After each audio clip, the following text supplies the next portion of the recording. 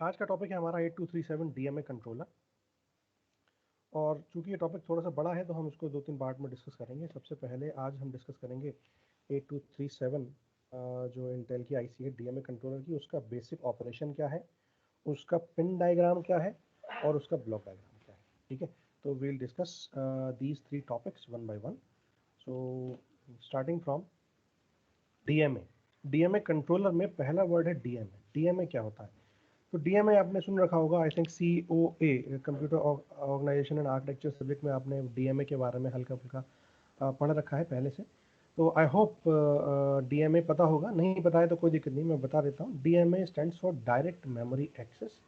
ये एक तरीका है जिसके थ्रू हम हाई स्पीड डेटा ट्रांसफ़र को इनेबल कर सकते हैं between memory and peripheral device.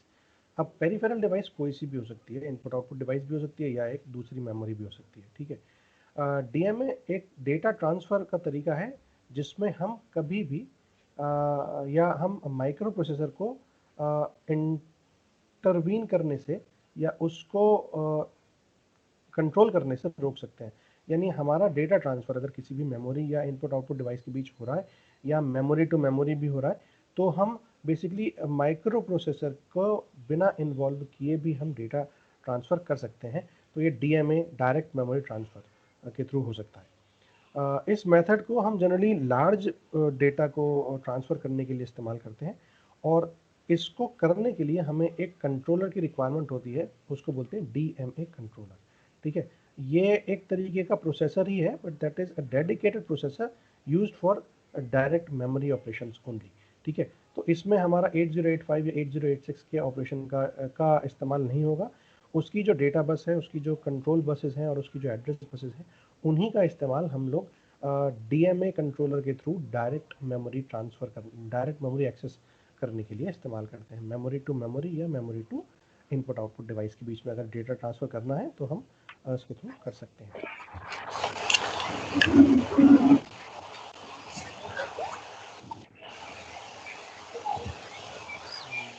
बच्चों प्लीज म्यूट कर दो। Screen DM operation. बच्चों म्यूट कर दो, आपकी आवाज़ ज़्यादा आ रही है मुझे। Next is basic DMA operation. ठीक है, बेसिक डीएमए ऑपरेशन में हम लोग क्या करते हैं कि हम अगर ध्यान से देखें तो हमारे पास 2 कंट्रोल सिग्नल्स हैं। अगर हम 8085 8086 के बारे में हल्का फुल्का हम अभी याद है तो हम देखते हैं कि हमारे पास 8085 में 2 डीएमए के लिए स्पेशल पिन्स हैं। एक है HOLD, दूसरी होती है HLDA। तो उन दोनों पिन का इस्तेमाल हम डीएमए ऑपरेशन के लिए करते हैं। These two control signals, HOLD and HLDA, are used to request as well as acknowledge the DMA transfer. ठीक है, in a microprocessor based system. Hold pin क्या करती है? होल्ड पिन डीएमए की रिक्वेस्ट, डीएमए एक्शन को request करती है।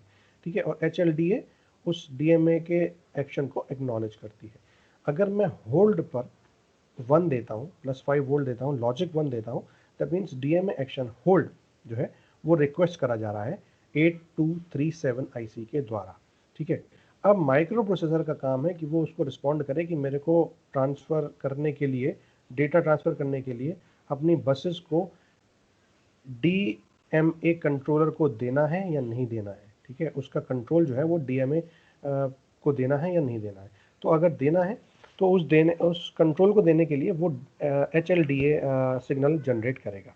ठीक है, और अगर नहीं देगा तो वो कुछ नहीं करेगा। ठीक है, तो डीएमए का एक्नॉलेजमेंट जो आएगा वो माइक्रो प्रोसेसर के थ्रू आएगा और माइक्रो प्रोसेसर रिस्पॉन्ड करेगा with in a few clock cycle, 2 3 4 5 जितनी भी क्लॉक साइकिल ले, कुछ क्लॉक साइकिल में, और अपने एग्जीक्यूशन को सस्पेंड करेगा, जो भी एग्जीक्यूशन कर रहा होगा अपने प्रोग्राम का, इंस्ट्रक्शंस का, है ना, और उसका एड्रेस, डेटा और कंट्रोल बस को हाई इम्पीडेंस में पहुंचा देगा। यानी अब वो डेटा बसेस, कंट्रोल बसेस और address buses high impedance state में, यानी किसी भी इंटरनल ऑपरेशन के लिए परफॉर्म करने के लिए वो एलिजिबल नहीं है। वो एक तरीके से ऐसे हैं जैसे कि वो उन वायर्स को हमने सॉकेट से निकाल दिया। ठीक है, हाई इम्पीडेंस स्टेट जैसे हमने वायर को सॉकेट से निकाल दिया। ठीक, ये जो स्टेट है हाई इम्पीडेंस स्टेट, ये एक्सटर्नल इनपुट आउटपुट डिवाइस को या अदर माइक्रो प्रोसेसर्स को इनेबल करती है कि वो माइक्रो प्रोसेसर के कंट्रोल बस को, सिस्टम बसेस को, या कंट्रोल बस मतलब कंट्रोल बस, डेटा बस और एड्रेस बस को कंट्रोल कर ले, जिससे कि मेमोरी एक्सेस करा जा सके directly without the involvement of the processor. ठीक। नेक्स्ट इज HLDA सिग्नल जब एक्टिव होता है, और उस एक्टिव HLDA सिग्नल का मतलब ये है कि हम माइक्रो प्रोसेसर की बसेस को हाई इम्पीडेंस स्टेट में पहुंच गई हैं वो। ठीक। तो यहाँ पर दो सिग्नल्स हैं, HOLD इनपुट यानी DMA सिग्नल की रिक्वेस्ट है, और HLDA ये एक आउटपुट सिग्नल है, इसका मतलब DMA को हमने ग्रांट कर दिया है। ठीक है। उसके बाद हम चलते हैं फीचर्स पे। तो इसके फीचर्स में सबसे पहली चीज़ कि इसमें हम 4 DMA चैनल को सपोर्ट करता है, चारों इंडिपेंडेंट है, आपस में कनेक्टेड नहीं है। और इन चैनल्स का मतलब क्या है कि हम एक DMA IC से 4 इंडिविजुअल पेरिफेरल डिवाइसेस को कनेक्ट कर सकते हैं डेटा ट्रांसफ़र करने के लिए। ठीक है।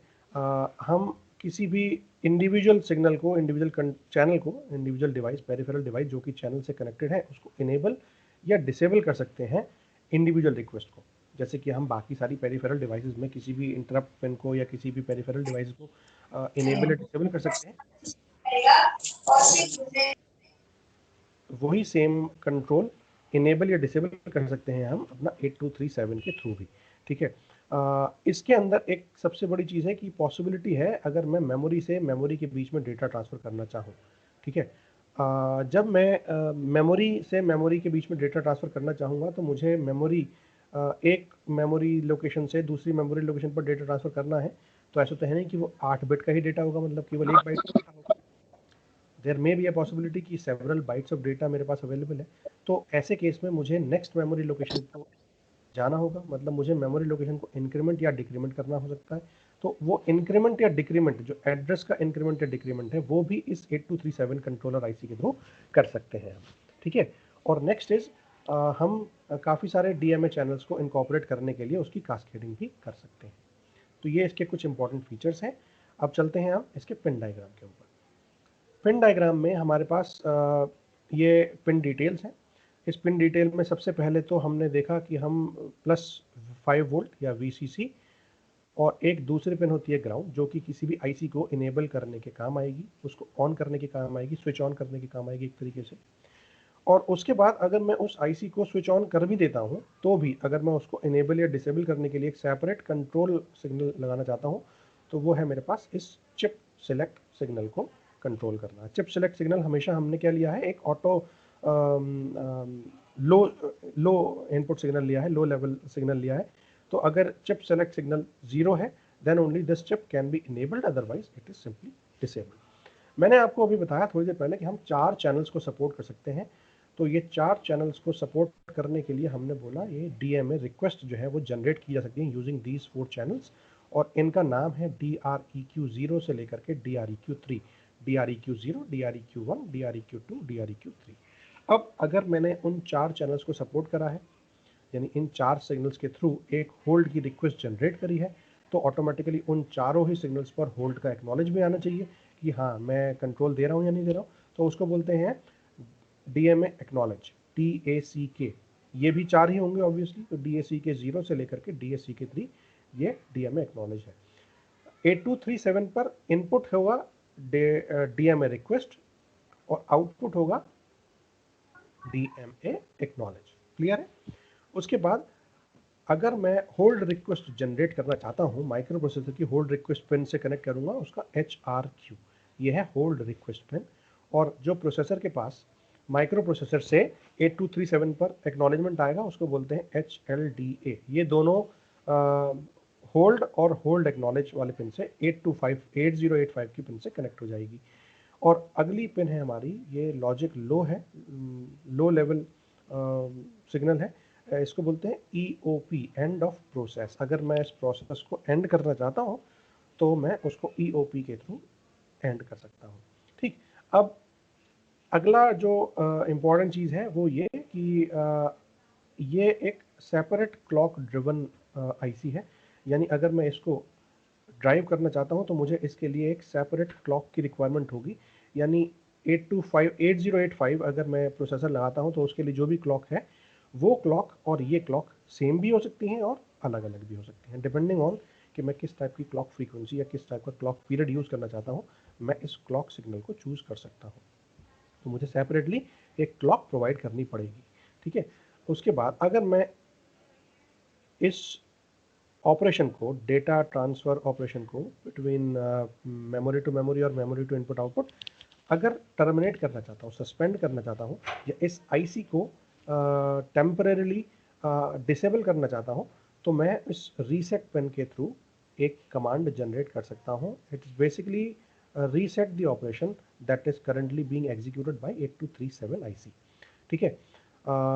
उसके बाद नेक्स्ट है हमारा रेडी। रेडी पेन आपने 8085 में ध्यान होगा, 8085 में हम रेडी यूज़ करते हैं अगर मैं किसी स्लो पेरिफेरल डिवाइस से अपनी आईसी को या अपने प्रोसेसर को कनेक्ट करना चाहता हूँ। तो डेटा ट्रांसफ़र के लिए हम लोग रेडी यूज़ करते हैं कि अगर मेरा डेटा ट्रांसफ़र स्लो पेरिफेरल से हो रहा है या मेरे डेटा ट्रांसफ़र की स्पीड जो है वो किसी पेरिफेरल डिवाइस से या मेमोरी से मैच कर भी रही है या नहीं कर रही है, उसके लिए हम रेडी सिग्नल का यूज़ करेंगे। रेडी सिग्नल मिलेगा, इसका मतलब अब मैं अगली बाइट डेटा ट्रांसफ़र के लिए भेज सकता हूँ, ठीक। उसके बाद हमारे दो कंट्रोल सिग्नल्स हैं, इनपुट आउटपुट रीड और इनपुट आउटपुट राइट। ये दोनों क्या कहते हैं, एक्टिव लो सिग्नल्स हैं। और ऐसे ही दो कंट्रोल सिग्नल्स हैं, मेमोरी रीड और मेमोरी राइट। ये दोनों कंट्रोल्स भी हमारे एक्टिव लो सिग्नल्स हैं, ठीक है। तो मेरे पास टोटल 6 सिग्नल्स हैं ऐसे जो एक्टिव लो हैं, memory read, memory write, input output read, input output right, उसके बाद मेरा चिप सेलेक्ट लॉजिक और उसके बाद मेरा एंड ऑफ प्रोसेस। ये 6 बच्चों म्यूट कर दो।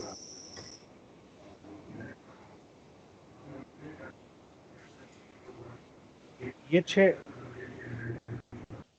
6 सिग्नल्स ऐसे हैं जो मेरे एक्टिव लो सिग्नल। बच्चों म्यूट कर दो, है ना। उसके बाद हम यूज़ करते हैं AEN, इसको बोलते हैं एड्रेस इनेबल। उसके बाद अगला है एड्रेस स्ट्रोब, ADSTB, है ना। उसके बाद हमारा आता है डेटा बस, यानी अगर मैं 8 बिट का डेटा एक टाइम पर ट्रांसफ़र कर रहा हूँ तो मेरे को 8 बिट डेटा बस की चाहिए होंगी। तो ये इसको डिनोट करते हैं DB0 से DB7। उसके बाद 4 हमारे पास टोटल 8 एड्रेस लाइंस हैं जो कि माइक्रो प्रोसेसर की A0 से लेकर के A7 पिन से कनेक्ट होंगी। और ये हमने दो पार्ट में कनेक्ट करी है, A0 से A3 अलग और A4 से A7 अलग। अगर आप ध्यान से देखो तो A0 से A3 ये बाई डायरेक्शनल है और A4 से A7 ये केवल यूनी डायरेक्शनल है, ठीक है। अब इनके काम क्या हैं, इनके पर्टिकुलरली यूज़ क्या हैं, इनके फंक्शंस क्या हैं, ये हम वन बाय वन जब हम इसकी पिन डिटेल पढ़ेंगे अलग तो हम डिस्कस करेंगे आगे, ठीक है। अब ध्यान से देखो ये टोटल कितने पिन की आईसी होनी चाहिए। 4 पिन तो हो गई ये, 4 हो गई ये, 8, 9, 10, 11, 12 पिन ये हो गई, 13 और 14 ये, उसके बाद 4 ये और 4 ये, 14 और 4 18 और 4 22, 22 और 8 30 ये हो गई, 31, 2, 3, 4, 5, 6, 7, 8, 9, 39 पिन की आईसी है। और एक पिन हमारी ऐसी होती है जिसको हम नॉट कनेक्टेड रखते हैं क्योंकि 39 पिन हमारी 8237 में यूज़ होती हैं। एक पिन हम यूज़ नहीं करते हैं, उसको बोलते हैं NC, सिंपली नॉट कनेक्टेड। उसको हम किसी से कनेक्ट नहीं करते हैं, no connection is available to NC pin, ठीक है। तो it's a 40 pin IC. This is the structure कि अगर मैं देखो ध्यान से, ground is VCC that is connected to pin number 20 and sorry VSS that is connected to 20 number pin and VCC is connected to 31, right. Chip select is connected to 11. The most important pin that is clock कि वो उसकी किस particular clock frequency पर वो काम कर रहा है, ये मेरी 12 पिन से कनेक्ट है। उसके बाद डेटा बस आता है, DB0 से लेकर के DB4 ये मेरी 26 से लेकर के 30 है और DB5, 6, 7 ये 21, 22 एंड 23 है। उसके बाद मेरे 4 चैनल्स आते हैं, DAC DREQ 0 से लेकर के DREQ 3 ये मेरे 4 चैनल्स हैं जिसके थ्रू मैं पेरिफेरल डिवाइसेस को कनेक्ट कर सकता हूँ। ये है मेरे पिन नंबर 16, 17, 18, 19 पे। और 4 एक्नॉलेजमेंट होंगे, ये है मेरे पास 24, 25 और 14 और 15। उसके बाद अगर मैं ऑपरेशंस को सस्पेंड करना चाहता हूँ यूजिंग रीसेट पिन सस्पेंड कर सकता हूँ, ठीक है। अगर मैं पेरिफेरल डिवाइसेस की स्पीड को चेक करना चाहता हूँ कि डेटा अवेलेबल है या नहीं है ट्रांसफ़र। स्लो पेरिफेरल तो नहीं है, तो वो रेडी पिन है, वो पिन नंबर 6। उसके बाद मेरे पास ये 4 लो ऑर्डर एड्रेस बस और 4 high order address bus of the 8 A0 to A7। ये मेरी पिन नंबर 32 से 35 और 37 से 40 कनेक्टेड है। उसके बाद 4 कंट्रोल सिग्नल्स हैं मेरे पास, इनपुट आउटपुट रीड राइट और मेमोरी रीड राइट। ये पिन नंबर 1 2 3 4 है, ठीक है। उसके बाद अगर मैं होल्ड की रिक्वेस्ट जनरेट करना चाहता हूँ तो जनरेट करूँगा पिन नंबर 10 से, that will be connected to HOLD of the 8085 और HLDA will come to pin number 7 from the 8085। उसके बाद 2 पिन्स हैं ADSTB और AEN, एड्रेस इनेबल और एड्रेस स्ट्रोब। अभी हम इसको डिटेल में डिस्कस करेंगे। और उसके बाद एक पिन जो कि हमारी बची, ये है NC, that is simply not connected. Clear है?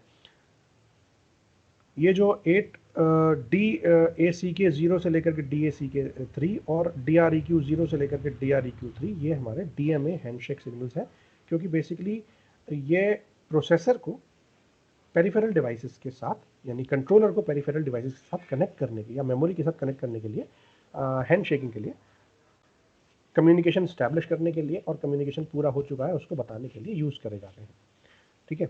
Next is pin description. 1 by 1 we'll see की पिन जो मेरी 40 पिन्स थी, उन 40 पिन्स में बेसिकली 1 बाय 1 एक एक पिन का फंक्शन क्या है, ठीक है। तो पहला clock output, clock input. Clock input basically use करा जाएगा टाइमिंग सिग्नल्स को जनरेट करने के लिए, ठीक है। और इस क्लॉक को हम स्टॉप भी कर सकते हैं कभी भी, अगर हम चाहते हैं हम हमारा ऑपरेशन जो है स्टैंड बाई ऑपरेशन में चला जाए, ठीक है। दूसरा है chip select signal. Chip select signal अगर मैं उस कंट्रोलर आईसी को इनेबल करना चाहता हूँ तो उसको एक्टिव लो सिग्नल मेरे को देना पड़ेगा, जिससे हम उस 8237 आईसी को डीएमए कंट्रोलर को इनेबल कर पाए, ठीक है। तीसरा है रीसेट। ये मैं आपको बता चुका हूँ, रीसेट ये सारी की सारी कमांड रजिस्टर को, स्टेटस रजिस्टर को, रिक्वेस्ट रजिस्टर को, टेम्परेरी रजिस्टर को, फर्स्ट और लास्ट फ्लिप फ्लॉप रजिस्टर को, मोड रजिस्टर काउंटर को और इनको सबको क्लियर कर देगा। और मास्क रजिस्टर जो है उसको सेट कर देगा, जिससे कि कोई भी रिक्वेस्ट इग्नोर हो जाए। अगर कोई रिक्वेस्ट वहाँ जनरेट भी हो, कोई पेरिफेरल डिवाइस DREQ 0 से लेकर के DREQ 3 इन पिन्स पे, इन चैनल्स पे अगर कोई रिक्वेस्ट आती है तो वो उसको एक्सेप्ट ना करें, उनको इग्नोर कर दें, जिससे कि ये इनेबल होगा मास्क रजिस्टर के थ्रू। तो मास्क रजिस्टर सेट होगा, बाकी सारे रजिस्टर्स को रीसेट कर देगा ये। रेडी मैंने आपको बताया थोड़ी देर पहले कि रेडी जो है वो स्लो पेरिफेरल डिवाइसेस को या स्लो मेमोरीज को एकोमोडेट करने के इस्तेमाल में काम आएगा। इसके थ्रू हम लोग आइडेंटिफाई करेंगे कि क्या हमारा डेटा ट्रांसफ़र ऑपरेशन जो दो डिवाइसेस के बीच या दो मेमोरीज के बीच या किसी एक मेमोरी और इनपुट आउटपुट डिवाइस के बीच हो रहा है, वो कोई स्लो मेमोरी से डेटा ट्रांसफ़र हो रहा है या किसी स्लो पेरिफेरल डिवाइस से कनेक्ट ट्रांसफ़र हो रहा है। तो अगर वो स्लो है, इसका मतलब वो थोड़ा वेट करेगा ताकि अगली डेटा बाइट भेजने से पहले कम से कम वो पहला डेटा रिसीव कर ले, ठीक है। होल्ड एक्नॉलेज हम डिस्कस कर चुके हैं। CPU जो है वो इंडिकेट करेगा कि मैंने अपने कंट्रोल जो है सिस्टम बसेस के ऊपर से छोड़ दिए हैं आपके लिए, कंट्रोलर के लिए, ठीक है। ये एक एक्नॉलेजमेंट है, DMA एक्नॉलेज सिग्नल है, HLDA। DREQ 0 से DREQ 3 ये 4 चैनल्स के थ्रू हम इनपुट्स कनेक्ट करेंगे, पेरिफेरल डिवाइसेस को कनेक्ट करेंगे। और अगर मैं इसको फिक्स प्रायोरिटी में देखें तो इसकी बेसिकली प्रायोरिटीज़ है कि जैसे हम इंटरप्ट की प्रायोरिटी देखते हैं, ऐसे ही DMA की भी प्रायोरिटीज़ हैं कि कौन से चैनल की प्रायोरिटी कितनी है। तो बाय डिफ़ॉल्ट अगर हम फिक्स प्रायोरिटी मोड में काम करते हैं तो DREQ 0 की हाईएस्ट प्रायोरिटी होगी और DREQ 3 की लोएस्ट प्रायोरिटी होगी। यानी अगर मैं चारों इनपुट चैनल से 4 रिक्वेस्ट देता हूँ, DREQ 0, DREQ 1, 2, 3 सब पे रिक्वेस्ट आती है, तो सबसे पहले प्रोसेसर जो है वो DMA रिक्वेस्ट हैंडल करेगा DREQ 0 वाली पिन से, क्योंकि इसकी प्रायोरिटी सबसे हाईएस्ट है। अगर मैं फिक्स मोड में काम कर रहा हूँ, अगर मैं इसका मोड चेंज कर रहा हूँ, प्रायोरिटीज़ को चेंज कर रहा हूँ, प्रायोरिटी रिजॉल्वर इसके अंदर है। ब्लॉक डायग्राम के अंदर हम देखेंगे कि प्रायोरिटी रिजॉल्वर कैसे प्रायोरिटी आइडेंटिफाई करता है, कैसे उसको रोटेट भी कर सकता है, चेंज भी कर सकता है, किसी पर्टिकुलर चैनल की प्रायोरिटी को हम चेंज भी कर सकते हैं। तो अगर वो फिक्स प्रायोरिटी मोड में काम कर रहा है, then only it will be fixed की DREQ 0 वाली पिन पर जो रिक्वेस्ट आएगी, यानी उस पिन पर जो पर्टिकुलर पेरिफेरल डिवाइस कनेक्ट होगी, वहाँ पर हमारी मैक्सिमम प्रायोरिटी होगी, यानी सबसे पहले वही रिक्वेस्ट हैंडल करी जाएगी।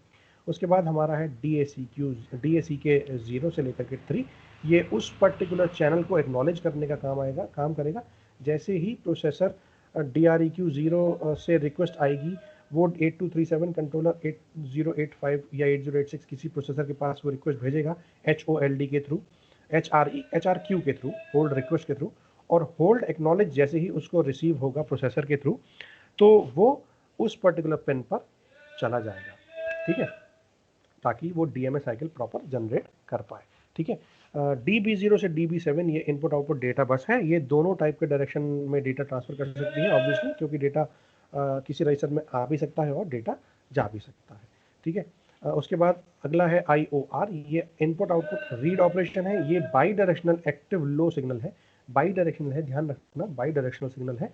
बाई डायरेक्शनल सिग्नल का एक पर्टिकुलर यूज़ है, जब हम आगे इसके मोड्स पढ़ेंगे तो क्लियर होगा कि हम बाई डायरेक्शनल क्यों बोल रहे हैं, ठीक है। अगर मैं स्लेव मोड में, आइडियल मोड में, या जब एक ही 8237 कनेक्ट है तब बोल रहा हूँ, तो ये एक इनपुट कंट्रोल सिग्नल की तरह यूज़ होगा CPU को कंट्रोल रजिस्टर को रीड करने के लिए, ठीक है। और अगर मैं इसको एक्टिव मोड में या फिर मास्टर स्लेव मोड में काम करा रहा हूँ, तो ये एक आउटपुट कंट्रोल सिग्नल होगा, जिससे कि हम डेटा को एक्सेस कर सकें पेरिफेरल डिवाइस से DMA राइट ट्रांसफ़र ऑपरेशंस के लिए, ठीक है। तो डेटा बेसिकली DMA कंट्रोलर से किसी पेरिफेरल डिवाइस तक जा भी सकता है, या किसी पेरिफेरल डिवाइस से किसी मेमोरी से, किसी पेरिफेरल डिवाइस से जो DMA से कनेक्टेड नहीं है वहाँ से आ भी सकता है। तो दोनों ही ट्रांसफ़र में हमने इनपुट आउटपुट रीड या राइट सिग्नल्स को बाई डायरेक्शनल बोला है, ठीक है। अगला है इनपुट आउटपुट राइट, देखो ये भी by directional active low signal है। 3 स्टेट इसलिए बोला है मैंने, IOR और IOW दोनों 3 स्टेट हैं, क्योंकि ये 0, 1 और हाई इम्पीडेंस तीनों हो सकती हैं, ठीक है। अगर आइडल स्टेट है तो ये इनपुट कंट्रोल सिग्नल है, जो कि CPU के द्वारा यूज़ करा जाएगा ताकि मैं इंफॉर्मेशन 8237 को दे सकूं। और अगर एक्टिव मोड है या फिर मैं मास्टर मोड में काम कर रहा हूँ, तो ये एक आउटपुट कंट्रोल सिग्नल है, जो कि 8237 यूज़ करेगा कि वो डेटा को लोड कर सके, डेटा को भेज सके पेरिफेरल डिवाइसेस के अंदर यूजिंग DMA, जब DMA रीड साइकिल या DMA रीड ट्रांसफ़र ऑपरेशन हो रहा होगा तब, ठीक है। होल्ड रिक्वेस्ट ये वही पिन है जो हम HOLD से कनेक्ट करते हैं, ठीक है। Hold request is the output is use to request the control, 8237 के लिए वो आउटपुट होगा, और ये HRQ सिग्नल बेसिकली HOLD 8085 की HOLD पिन से कनेक्ट होगा, ठीक है। जैसे ही DREQ से कोई ऑपरेशन की डिमांड आती है तो वो मास्क बिट क्लियर हो जाएगी और DMA रिक्वेस्ट मेड होगी। DMA request HRQ 8237 HRQ generate करेगा, और उसका एक्नॉलेजमेंट HLDA सिग्नल जब आएगा तो बस के बीच में मतलब बस का कंट्रोल जो है वो 8237 के पास चला जाएगा, ठीक है। एंड ऑफ प्रोसेस ये एक active low bidirectional signal है, again it's a bidirectional signal, है ना, जिससे ये बताता है कि DMA सर्विस अवेलेबल है या नहीं है, ठीक है, और कंप्लीशन उसका हो गया है या नहीं हो गया। मतलब अगर मैं कोई डेटा ट्रांसफ़र कर रहा हूँ यूजिंग DMA, तो क्या डेटा ट्रांसफ़र ऑपरेशन कंप्लीट हो चुका है या नहीं, ठीक है। अब मैं हल्का सा आइडिया दे देता हूँ आपको ब्लॉक डायग्राम में जाने से पहले, क्योंकि ये अभी के लिए बहुत इंपॉर्टेंट है। हम जब 8237 के थ्रू डेटा ट्रांसफ़र करते हैं तो हमें इनिशियली ये पता होता है, या हम ये पूछते हैं प्रोसेसर, यानी प्रोसेसर पूछता है DMA से कि आपको कितनी बाइट का डेटा ट्रांसफ़र करना है, ठीक है। फॉर एग्जांपल मैं 8237 हूँ, मैंने प्रोसेसर से पूछा, प्रोसेसर को बोला कि भाई मेरे को आपकी बस की रिक्वायरमेंट है, सिस्टम बसेस की रिक्वायरमेंट है, उसमें कंट्रोल बस, एड्रेस बस और डेटा बस तीनों शामिल होंगी। आप मुझे उनके कंट्रोल्स को हैंड ओवर कर दो, जिससे कि मैं अपना डेटा ट्रांसफ़र स्पीडली कर पाऊँ, ठीक है। तो मैंने ये रिक्वेस्ट दी, तो CPU यानी प्रोसेसर ने मुझसे पूछा कि आपको कितने बाइट्स का डेटा ट्रांसफ़र करना है, कितनी मेमोरी लोकेशन पर डेटा ट्रांसफ़र करना है। तो मैंने फॉर एग्जांपल बताया 4 डेटा लोकेशंस मेरे को, 4 बाइट मेरे को ट्रांसफ़र करनी है, ठीक है। तो वो क्या करेगा, वो 4 क्लॉक साइकिल के लिए 4 डेटा बाइट जब तक कि वो ट्रांसफ़र नहीं हो जाती हैं तब तक के लिए वो कंट्रोल मेरे को दे देगा, ठीक है। अब वो एक पर्टिकुलर रजिस्टर के अंदर वो स्टोर करके रखेगा, काउंट रजिस्टर के अंदर वो 4 वैल्यू स्टोर करके रखेगा कि मेरे को 4 बार तक वो काउंट करना है। जैसे ही 4 कंप्लीट हो जाए वैसे ही मैं डीएमए कंट्रोलर से अपने एड्रेस बसेस और सिस्टम बस का कंट्रोल ले लूँगा। ठीक है, तो ऐसे केस में जब भी एक बाइट ट्रांसफ़र होगी तो वो एक डिक्रीमेंट हो जाएगा काउंट उस रजिस्टर के अंदर, जहाँ पर वो उसने 4 स्टोर कर रखा था उसने एक डिक्रीमेंट कर दिया। फिर सेकंड बाइट ट्रांसफ़र हुई, फिर एक डिक्रीमेंट हुआ, ऐसे ही करके वो सारी बाइट ट्रांसफ़र कर देगा। जैसे ही वो 0 हो जाएगी वैसे ही वो ट्रांसफ़र के लिए जितने भी उसने कंट्रोल बस या system address bus, data bus यानी सिस्टम बस का कंट्रोल दिया था वो वापस ले लेगा। तो ये चेक कैसे करेगा? ये चेक करेगा काउंट से, है ना। और जब काउंट टर्मिनेट हो जाएगा, मतलब जब 0 हो जाएगा यानी टर्मिनल काउंट पर 8237 पहुंच जाएगा, तब एक पल्स जनरेट करेगा 8237 एंड ऑफ प्रोसेस कि मेरी प्रोसेस कंप्लीट हो चुकी है। और वो प्रोसेस 8085 किसी भी प्रोसेसर के पास पहुंचेगी और उस प्रोसेसर के थ्रू उसको ये पता लग जाएगा कि अब मेरे को कंट्रोल वापस ले लेने हैं, मतलब कंट्रोल रीगेन कर लेने हैं, बस सिस्टम बस के ऊपर से कंट्रोल रीगेन कर लेने हैं। समझ में आ रहा है? Yes sir. ठीक। अगला है A0 से लेकर के A3 और A4 से लेकर के A7, ये दोनों एड्रेस बसेस की लाइंस हैं। अब आप ध्यान से देखो, इनमें से एक जो है वो इनपुट आउटपुट एड्रेस है और इनमें से केवल एक जो A4 से A7 है वो हमने एड्रेस बोला है। ठीक है, इसका एक स्पेसिफिक लॉजिक है। पहले चलते हैं हम A0 से लेकर के A3। बेसिकली ये होता क्या है? ये बाई डायरेक्शनल 3 स्टेट सिग्नल्स हैं। Again it could be 0, it could be 1, it could be in high impedance state. ये इनपुट है अगर मैं आइडल साइकिल की बात करता हूँ, यानी मैं स्लेव मोड की बात करता हूँ। ठीक है, और ये यूज़ करे जाते हैं 8237 के द्वारा, जिससे कि एड्रेस कंट्रोल रजिस्टर का लोड किया जा सके या रीड किया जा सके। ठीक है, और अगर मैं मास्टर मोड में बात कर रहा हूँ तो ये आउटपुट है जिससे कि हम एड्रेस दे सकें, आउटपुट का एड्रेस प्रोवाइड कर सकें। अब देखो ये 4 बिट के हैं तो ऑटोमेटिकली 4 बिट का ही एड्रेस प्रोवाइड करेगा, है ना। तो 4 बिट का एड्रेस प्रोवाइड करेगा, ये आउटपुट सिग्नल होगा जब मैं मास्टर मोड में हूँ। और जब मैं स्लेव मोड में हूँ तो वो डेटा कंट्रोल रजिस्टर के अंदर लोड करेगा या फिर डेटा वो रीड करेगा। ठीक है, ऐसे ही A4 से लेकर के A7 है, ये मोस्ट सिग्निफिकेंट एड्रेस लाइंस हैं। अगेन ये 3 स्टेट के आउटपुट पिन्स हैं, है ना। इसमें डायरेक्शन केवल एक डायरेक्शन में है। अगर आपने पिन डायग्राम में ध्यान से देखा हो तो A4 से A7 में हमने आउटपुट डायरेक्शन बनाया था और A0 से A3 पर हमने दोनों डायरेक्शन में एरो लगाए थे।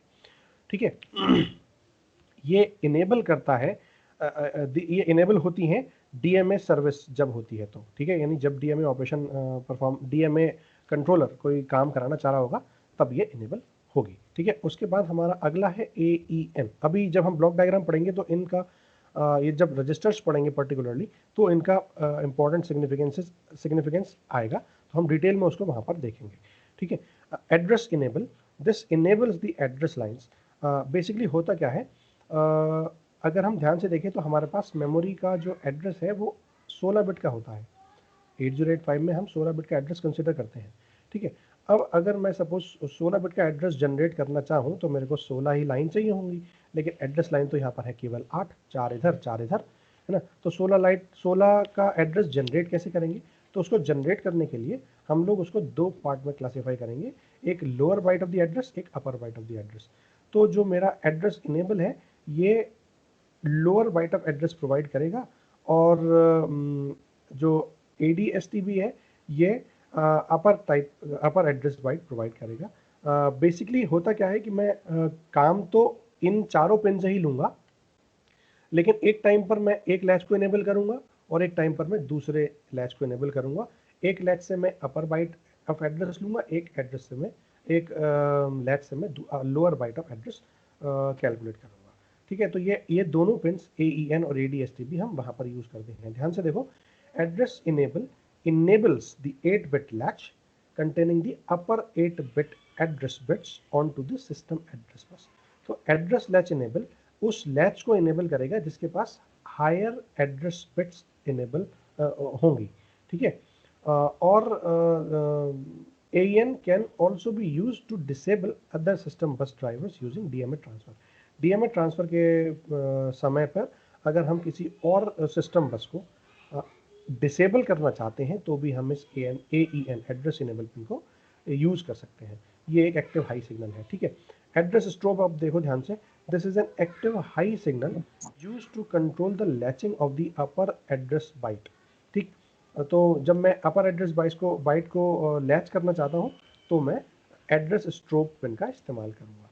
ठीक, मेमोरी रीड और मेमोरी राइट हम डिस्कस कर चुके हैं, फिर भी देख लेते हैं। Again it's a 3 state output.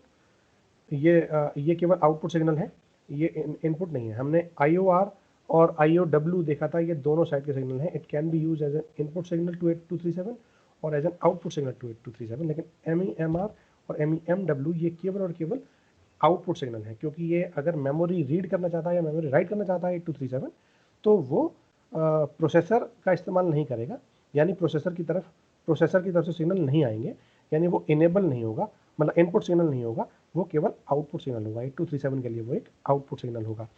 ठीक है, तो DMA रीड के लिए हम लोग मेमोरी रीड इस्तेमाल करेंगे और DMA राइट करने के लिए हम मेमोरी राइट इस्तेमाल करेंगे। क्लियर है? उसके बाद हम चलते हैं ब्लॉक डायग्राम पे। ब्लॉक डायग्राम थोड़ा सा बड़ा है, थोड़ा कॉम्प्लिकेटेड है, because it's a 40 pin IC obviously, तो इसके पास बहुत सारी चीज़ें हैं, है ना। तो ध्यान से देखो, हमारे पास जो क्या कहते हैं चैनल्स कनेक्टेड होंगे, वो चैनल्स कनेक्टेड होंगे इन प्रायोरिटी एनकोडर और रोटेटिंग प्रायोरिटी लॉजिक से। क्योंकि हमने देखा था कि हमारे पास जो चैनल हैं वो फिक्स्ड प्रायोरिटी और रोटेटिंग प्रायोरिटी में काम कर सकते हैं। तो हमें जो इनपुट, जहाँ से हमें डेटा ट्रांसफ़र की रिक्वेस्ट मिलनी है, अगर हम वहाँ से एक इनपुट रिक्वेस्ट चाहते हैं जनरेट हो, तो वो जनरेट होकर के सबसे पहले कहाँ जाए? सबसे पहले उस सर्किट पे जाए जो उस रिक्वेस्ट की प्रायोरिटी को आइडेंटिफाई कर पाए कि वो कौन सी प्रायोरिटी की रिक्वेस्ट आ रही है मेरे पास। Does it having highest priority और is it having a lowest priority और in between any priority logic. ठीक है, तो सबसे पहले कहाँ जाएगा? वो प्रायोरिटी एनकोडर या रोटेटिंग प्रायोरिटी लॉजिक के पास जाएगा। ये है मेरे पास, यही इनपुट एक्सेप्ट करेगा और यही इन आउटपुट उन डिवाइसेस को, उन पेरिफेरल डिवाइसेस को जो डेटा ट्रांसफर करना चाहते हैं उनको एक्नॉलेज भी करेगा। ठीक है, अब आप ध्यान से देखो, लॉजिकली यही पिन एक होल्ड की रिक्वेस्ट जनरेट कर सकती है और यही पिन होल्ड का एक्नॉलेजमेंट एक्सेप्ट कर सकती है, क्योंकि इस ही पर्टिकुलर पोर्ट से, इन्हीं पिन से मेरे पास सारे चैनल्स कनेक्टेड हैं। रिक्वेस्ट आ भी रही हैं, रिक्वेस्ट इसी पोर्ट से जा रही हैं, तो ऑटोमेटिकली अगर प्रोसेसर के पास रिक्वेस्ट जाएगी तो वो इसी पोर्ट से जाएगी। प्रोसेसर से अगर कोई रिक्वेस्ट आएगी किसी पेरिफेरल डिवाइस को कंट्रोल देने के लिए, डेटा ट्रांसफ़र के लिए, तो वो भी इसी पोर्ट पर आएगी। ठीक है, उसके बाद दूसरा इंपॉर्टेंट जो कंपोनेंट है वो है टाइमिंग एंड कंट्रोल। जैसे हम किसी भी प्रोसेसर के अंदर देखते हैं, timing and control is most important और essential part of the any particular processor और एनी पर्टिकुलर IC, क्योंकि सारा का सारा ऑपरेशन कंट्रोल कौन करेगा? वो ये टाइमिंग एंड कंट्रोल करेगा। अब आप ध्यान से देखो, अगर वो इनेबल और डिसेबल होगी चिप तो भी इसी से होगी। अगर ऑपरेशन को इमीडिएटली सस्पेंड करना है यूजिंग रीसेट तो वो भी इसी पिन से होगा। अगर मैं स्लो पेरिफेरल डिवाइस को कनेक्ट कर रहा हूँ तो भी वो रेडी पिन से, इसी पर्टिकुलर पोर्ट से कनेक्ट होगा। अगर मैं उसको इनपुट फ्रीक्वेंसी देना चाहता हूँ तो भी वो इसी पिन से कनेक्ट होगा। हायर ऑर्डर एड्रेस बस और लो ऑर्डर एड्रेस बस जनरेट करना है तो भी ये एड्रेस इनेबल और एड्रेस स्ट्रोब पिन इन्हीं से कनेक्ट होंगी। ठीक है, अगर मेरा प्रोसेस टर्मिनेट हो गया, एंड ऑफ प्रोसेस, ये भी यही टाइमिंग एंड कंट्रोल बताएगा। और अगर मैं रीड राइट कंट्रोल सिग्नल्स को जनरेट करना चाहता हूँ तो भी, चूँकि ये टाइमिंग से एसोसिएटेड है, तो ये चारों के चारों memory read, memory write, input output read और इनपुट आउटपुट राइट भी इसी टाइमिंग एंड कंट्रोल लॉजिक से कनेक्टेड होंगे। ठीक है, उसके बाद बस जो इम्पॉर्टेंट चीज़ है वो आती है डेटा बस। डेटा बस को मैं कनेक्ट करूँगा डेटा बस बफर के थ्रू।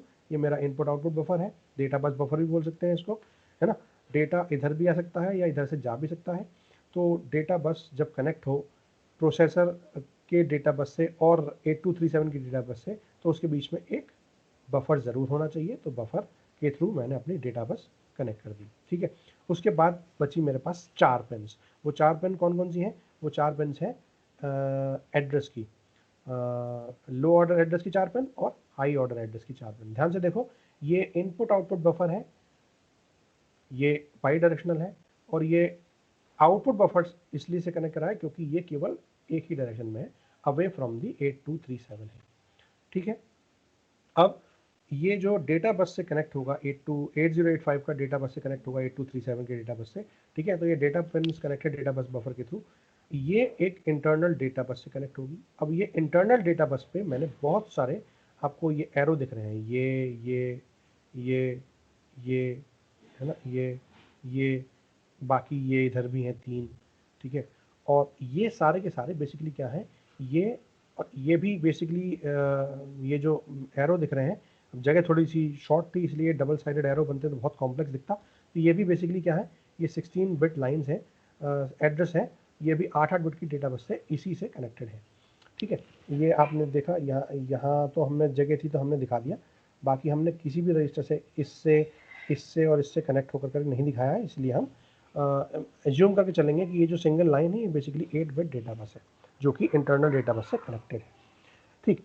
अब ये जितनी भी चीज़ें हैं ना, ये सारे रजिस्टर्स हैं, ये सारे रजिस्टर्स हैं, और रजिस्टर्स को कनेक्ट करने के लिए मैंने कुछ बफर्स का भी इस्तेमाल करा है, बिकॉज एक टाइम पर ये डेटा भी दे सकते हैं, एक टाइम पर ये एड्रेस भी दे सकते हैं, इसीलिए मैंने उसके बीच में कुछ बफर लगाऊं, कंपलसरी है। ये सारे के सारे ब्लॉक्स जितने बचे, ये सारे के सारे रजिस्टर्स हैं, starting from the base address register, base word count register, current address register, current word count register, ठीक है। उसके बाद temporary register, temporary word count register, उसके बाद mode register, status register, again temporary register, command register, mask register और request registers, ठीक है। ये सारे के सारे रजिस्टर्स हैं, और इन रजिस्टर्स की वैल्यूज़ मुझे बताएंगी कि मैं किस पर्टिकुलर मोड में किन रजिस्टर्स का इस्तेमाल करके काम करा रहा हूँ, ठीक है। जैसे हम प्रोसेस, ये भी एक तरीके से प्रोसेसर ही है, क्योंकि अगर मैं 8085 को सस्पेंड कर दूँ और डेटा ट्रांसफ़र करना चाहूँ, तो डेटा कहीं तो टेम्परेरी स्टोर होगा, कहीं पर मुझे उसके एड्रेस कैलकुलेशन भी करने होंगे, क्योंकि मैं किस मेमोरी लोकेशन पर जा रहा हूँ उसका एड्रेस भी मेरे को बनाना होगा, ठीक है। और मुझे वो भी स्टोर करके रखना होगा कि मैं कितने डेटा बाइट मुझे भेजनी है ना, तो मुझे काउंट भी करने हैं। टेम्परेरी मुझे डेटा को स्टोर करके रखना पड़ता है, क्योंकि अगर मैं केवल मेमोरी से मेमोरी डेटा ट्रांसफ़र करना चाहता हूँ, या अगर मेरे को एक डेटा लोकेशन, एक मेमोरी लोकेशन के डेटा को 4 अलग अलग जगह कॉपी करना है फॉर एग्जांपल, तो मैं बार बार अलग अलग से कमांड नहीं दूंगा, मैं एक कमांड दूंगा, उसके अंदर मैं टेम्परेरीली उस मेमोरी लोकेशन को जहाँ से डेटा कॉपी करना है उसका एड्रेस लोड करा दूंगा। अब 4 जगह जहाँ जहाँ मेरे को राइट करने हैं वो रजिस्टर मैं 4 एड्रेस अलग अलग स्टोर कर लूँगा या उनको जनरेट कर लूँगा, और जहाँ से कॉपी करना है वो रजिस्टर मेरे पास, वो एड्रेस मेरे पास रजिस्टर के अंदर स्टोर है, मैं वहाँ से वो डेटा उठाऊँगा और फट से उस जगह पर पेस्ट कर दूँगा, ठीक है। तो ये सारे रजिस्टर्स का इंडिविजुअली अलग अलग यूज़ है। तो हम अगर ये आपको समझ में आ गया हो पूरा का पूरा, तो हम रजिस्टर्स के ऊपर चलते हैं, रजिस्टर्स को एक्सप्लेन करते हैं वन बाय वन, ठीक है। और अगर आपको लग रहा है कि सेशन काफ़ी लंबा हो गया क्योंकि रजिस्टर्स में समझने में थोड़ा टाइम है, तो हम इसको कल लेक्चर में भी कर सकते हैं। वैसे ज़्यादा बड़ा नहीं है, मुश्किल से 10 से 15 मिनट लगेंगे। अगर आप इसके बेसिकली कमांड फॉर्मेट्स भी आते हैं तो उनको समझने में थोड़ा सा टाइम लग सकता है, अदरवाइज रजिस्टर्स तो केवल 8-9 हैं, उनको स्टडी करने में मुश्किल से 15 मिनट 20 मिनट लगेंगे। तो कैरी करें या फिर आगे कल करें हम इसको, जल्दी से बताओ। सर रजिस्टर्स वाला कर लीजिए, कमांड वाला बाद में कर लीजिए। नहीं, मोड तो मैं अलग ही करूंगा, रजिस्टर के अंदर भी रजिस्टर के मोड, रजिस्टर से मोड क्लासीफाई कर। चलो शुरू करते हैं। अगर आप कहीं पे लगे कि हाँ ज़्यादा लंबा हो गया तो क्या कहते हैं, आप स्किप कर देना, मैं कंप्लीट ही कर लेता हूँ इस सेशन को, और फिर उसके बाद मैं इस सेशन को क्या कहते हैं यूट्यूब पर अपलोड कर दूंगा। तो अगर आपको लगता है कि अभी कैरी करना ठीक है मेरे लिए तो आप कैरी करो, अदरवाइज आपको लगता है कि स्किप हो गया है तो आप उस पॉइंट ऑनवर्ड्स के बाद आप अपने यूट्यूब पे। तो सर कल समझा दीजिएगा, फिर रहने दीजिए। चलो ठीक है, फिर ऐसा कर लेते हैं, कल कर लेते हैं। सर क्लास अब 4 बजे ले लिया करिए सर। ठीक है, 4 बजे ले लेंगे, कोई दिक्कत नहीं नहीं नहीं नहीं नहीं नहीं सर, 11 बजे सही है, मेरे को प्रॉब्लम हो